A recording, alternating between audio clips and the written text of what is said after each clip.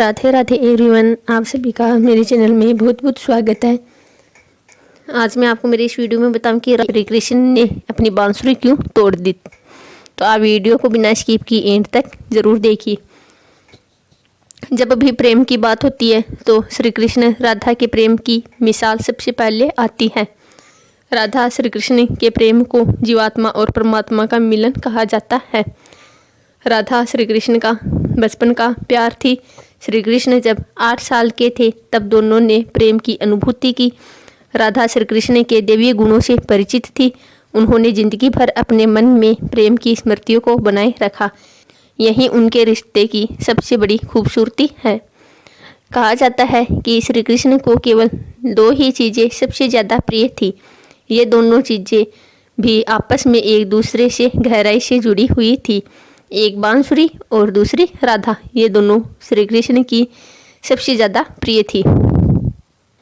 कृष्ण की बांसुरी की धुन ही थी जिसे राधा श्री कृष्ण की तरफ खींची चली गई। राधा की वजह से श्री कृष्ण बांसुरी को हमेशा अपने पास रखा। भले ही श्री कृष्ण और राधा का मिलन नहीं हो सका, लेकिन उनकी बांसुरी उन्हें हमेशा एक सूत्र में बांधे रही। श्री कृष्ण के जितने भी चित्र मिलते हैं उनमें बांसुरी ज़रूर रहती है। बांसुरी श्री कृष्ण के राधा के प्रति प्रेम का प्रतीक है। वैसे तो राधा से जुड़े कई अलग अलग विवरण मौजूद है, लेकिन एक प्रचलित कहानी मैं आपको बताती हूँ। भगवान श्री कृष्ण से राधा रानी पहली बार तब अलग हुए जब मामा कंस ने बलराम और कृष्ण को आमंत्रित किया। वृंदावन के लोग यह खबर सुनकर दुखी हो गए। मथुरा जाने से पहले श्री कृष्ण राधा से मिले थे। राधा कृष्ण के मन में चल रही हर गतिविधि को जानती थी। राधा को अलविदा कहकर कृष्ण उनसे दूर चले गए। कृष्ण राधा से ये वादा करके गए थे कि वो वापस आएंगे, लेकिन कृष्ण राधा के पास वापस नहीं आए। उनकी शादी भी रुक्मिणी से हुई। रुक्मिणी ने भी श्री कृष्ण को पाने के लिए बहुत जतन किए थे।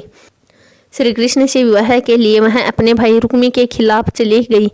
राधा की तरह वह भी कृष्ण से प्यार करती थी। रुक्मिणी ने श्री कृष्ण को एक प्रेम पत्र भी भेजा था कि वह आकर उन्हें अपने साथ ले जाए। इसके बाद ही कृष्ण रुक्मिणी के पास गए और उनसे शादी कर ली। कृष्ण के वृंदावन छोड़ने के बाद से ही राधा का वर्णन बहुत कम हो गया। राधा और कृष्ण जब आखिरी बार मिले तो राधा ने कृष्ण से कहा था कि भले ही वो उनसे दूर जा रहे हैं, लेकिन मन से कृष्ण हमेशा उनके साथ ही रहेंगे। इसके बाद कृष्ण मथुरा और कंस और बाकी राक्षसों को मारने का अपना काम पूरा किया। इसके बाद प्रजा की रक्षा के लिए कृष्ण द्वारिका चले गए और द्वारिकाधीश के नाम से लोकप्रिय हुए। जब कृष्ण वृंदावन से निकल गए तब राधा की जिंदगी ने अलग ही मोड़ ले लिया था। राधा की शादी एक यादव से हो गई। राधा ने अपने दाम्पत्य जीवन की सारी रस्में निभाई, लेकिन उनका मन तब भी श्री कृष्ण के लिए समर्पित था। सारे कर्तव्यों से मुक्त होने के बाद राधा रानी आखिर बार अपने प्रियतम श्री कृष्ण से मिलने गई। जब वह द्वारिका पहुंची तो उन्होंने कृष्ण के रुक्मिणी और सत्यभामा से विवाह के बारे में सुना, लेकिन वह दुखी नहीं हुई।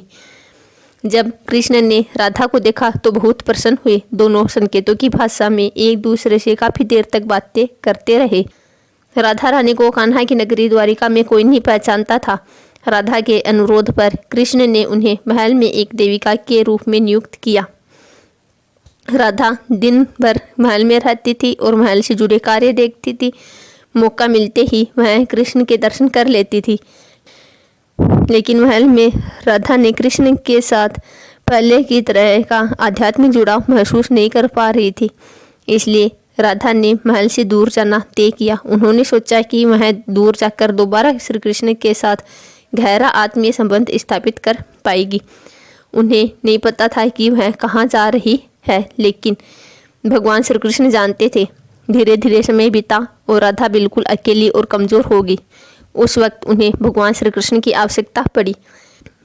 आखिरी समय में भगवान श्री कृष्ण राधा रानी के सामने आ गए। कृष्ण ने राधा रानी से कहा कि वह उनसे कुछ मांगे, लेकिन राधा रानी ने मना कर दिया। कृष्ण के दोबारा अनुरोध करने पर राधा रानी ने कहा कि वह आखिरी बार उन्हें बांसुरी बजाता देखना चाहती है।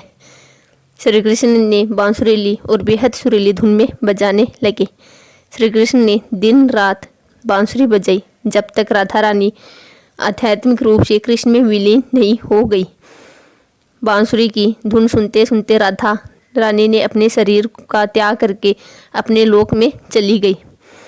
हालांकि भगवान श्री कृष्ण जानते थे कि उनका प्रेम अमर है। राधा रानी के इस लोक को छोड़कर जाने का दुख बर्दाश्त नहीं कर सके। कृष्ण ने प्रेम के प्रतीकात्मक अंत के रूप में बांसुरी तोड़कर झाड़ी में फेंक दी। उसके बाद से श्री कृष्ण ने जीवन भर में बांसुरी या कोई भी वाद्य यंत्र नहीं बजाया। आशा करती हूँ आपको मेरी वीडियो अच्छी लगी होगी। आप मुझे कमेंट करके ज़रूर बताइए कि आपको मेरी वीडियो कैसी लगी। यदि आपको मेरी वीडियो अच्छी लगी तो वीडियो को लाइक करें, चैनल को सब्सक्राइब करें और बेल आइकन को ज़रूर दबाएं ताकि मेरी आने वाली लेटेस्ट वीडियो सबसे पहले आप तक पहुँचे। श्यामा श्याम परिवार की ओर से आप सभी भक्तों को राधे राधे।